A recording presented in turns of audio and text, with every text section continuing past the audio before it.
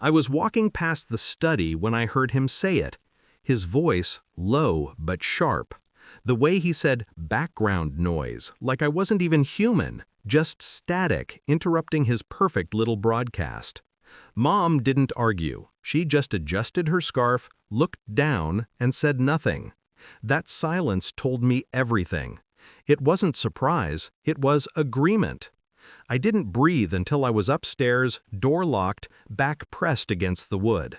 My hands were shaking, but not from sadness. It was something colder, cleaner, the kind of stillness that comes before a storm. They used to call me the quiet one. I let them.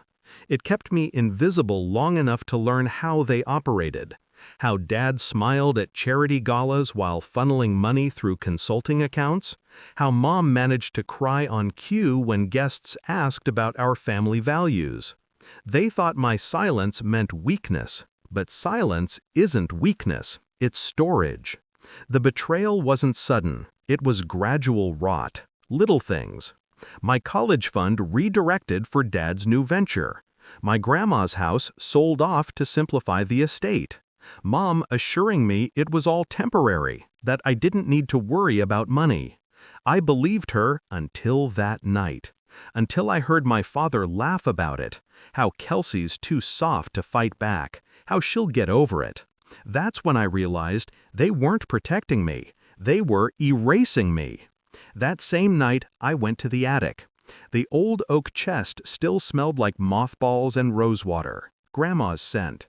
Inside were her ledgers, family records, and one thick folder marked Private Estate E. Davenport. Inside, her original will, unaltered, signed and witnessed. Half of everything to me, before Dad got his hands on it.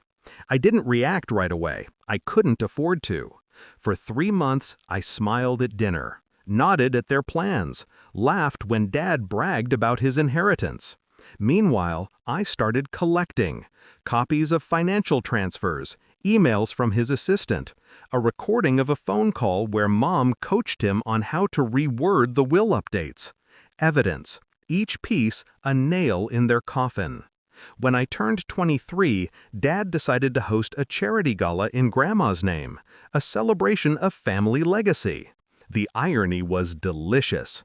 Everyone who mattered would be there. Investors, lawyers, the press, perfect stage. I invited someone too, Grandma's attorney, the original one, the man Dad thought had retired. I'd reached out weeks earlier, quietly, sent him the original will, copies of forged amendments, transaction histories. He didn't hesitate. "You understand what you're starting?" he'd asked. I did, completely. The night of the gala glowed with money and lies. Champagne towers, gold lights. Dad shaking hands like a senator, Mom glittering beside him.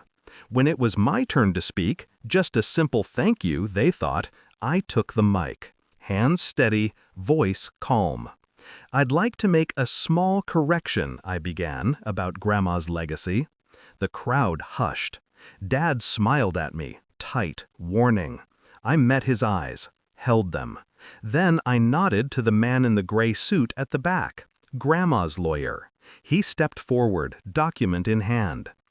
"Edward and Lillian Davenport," he announced, "have been in possession of forged legal documents. The true will names Miss Kelsey Davenport as the sole heir of the Davenport estate." The silence that followed was perfect, heavy, delicious. Dad's face went pale. Mom swayed slightly, clutching the table.